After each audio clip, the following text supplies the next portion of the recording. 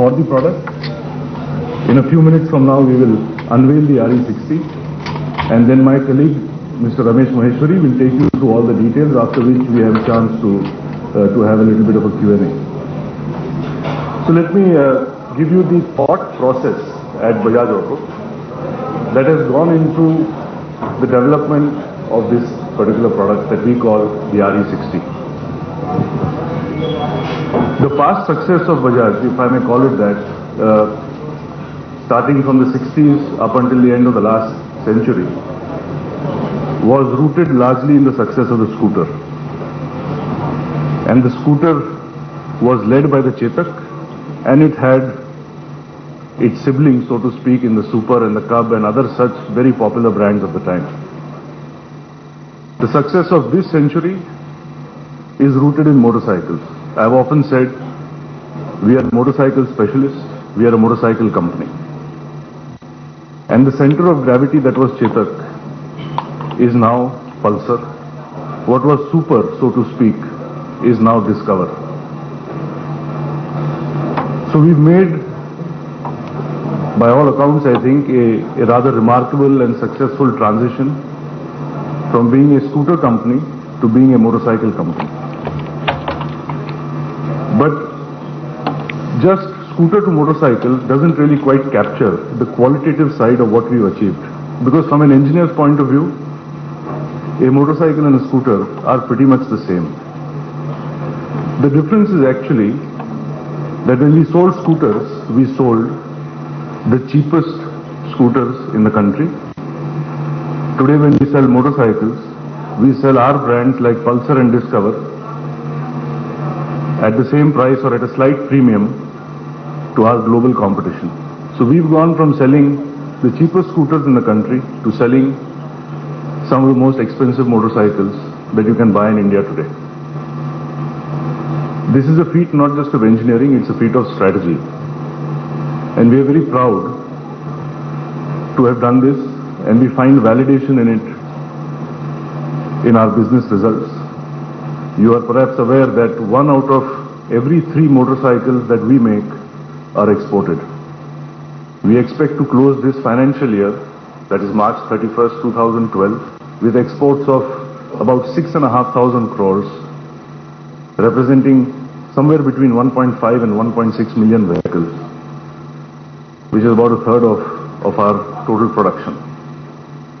You're also probably aware that for the last 8 or 9 quarters in a row, Bajaj Auto has been not just India's, but the world's most profitable automotive company, with an EBITDA, or in fact even an operating margin, which hovers around 20%, quarter on quarter, for the last 8 or 9 quarters. We are the world's most profitable auto company, and we are so not because we are more frugal or more cost competitive than others, but because we believe we have strong brands that command a price premium and hold their price in the marketplace. So that's been the shift in the two-wheeler portfolio of Bajaj from the cheapest scooters to the most expensive motorcycles. At the same time, there has been what I would acknowledge as a valid criticism of Bajaj, that Bajaj has taken its eyes off its three-wheeler business, has not done justice to the three-wheeler, of which it is in fact the world's largest manufacturer. Bajaj Auto is the world's largest three-wheeler maker. This year, we will end with more than 500,000 three-wheelers in sales. As our marketing guru, Jack Trout, once told us, and that statement hit us very hard at Bajaj. He said, the leader should do more, it's only right. I'll repeat that for you. He said, the leader should do more, it's only right.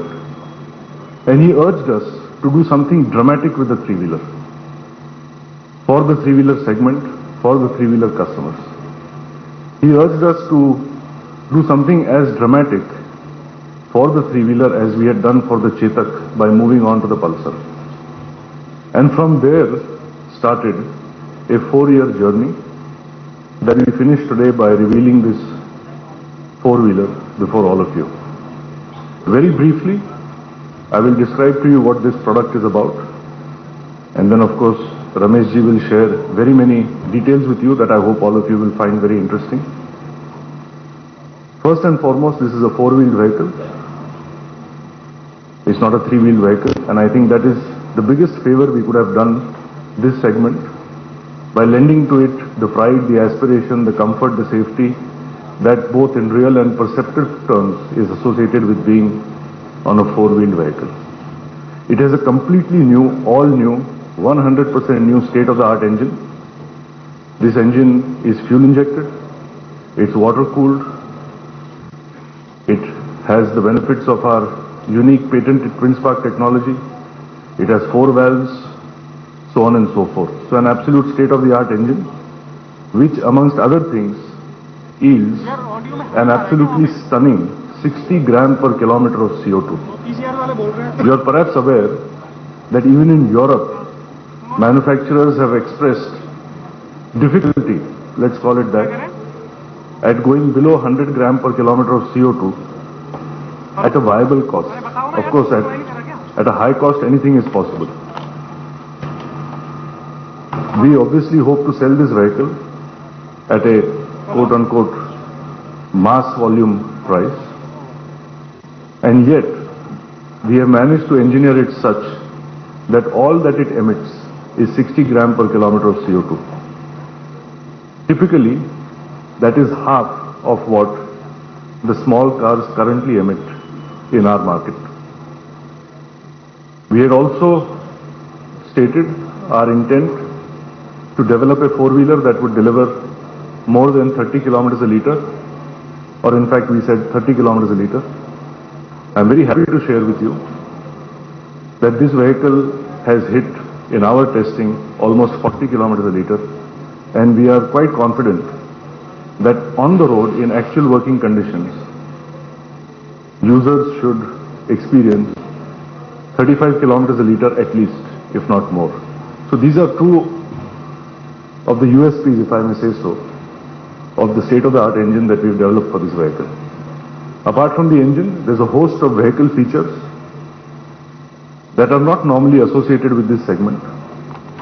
When we introduced the Pulsar, features like twin spark ignition, exhaust deck, nitrox suspension, even electric start in those volumes, alloy wheels, LED tail lamps, tubeless tires, so on and so forth, were unheard of. I mean, one saw them in bigger motorcycles, but one didn't really see them in motorcycles that were sold for 50,000-60,000 rupees. I think it is a testimony to our engineering that we can bring features from above to the products that we sell, and yet we do it at a 20% EBITDA. In much the same way, to this segment, which so far has no choice other than three-wheelers that often don't have doors, don't have a roof, certainly don't have a steering wheel, there's no question of seat belts, etc. These are some of the features that we've invested into this product, and that's why we believe by being four-wheeled, by having the state-of-the-art engine that does 60 gram per kilometer of CO2 and 35 kilometers a liter on the road, and one that has so many features that are usually associated with cars and bigger cars, we think we have fulfilled Mr. Trout's wish of doing more as the world leader of this segment. Back to Delhi, where Bajaj Auto is launching the RE60, and what you can see on the screen is images of that car, which is expected to take on the Nano.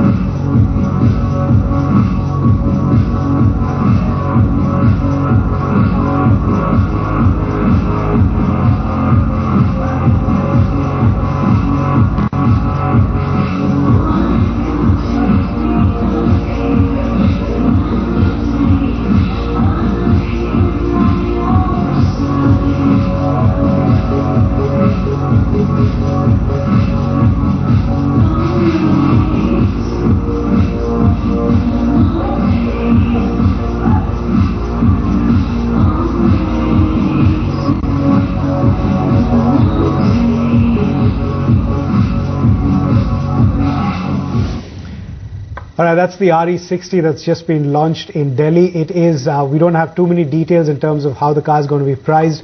What Rajiv Bajaj did just mention a short while ago is that the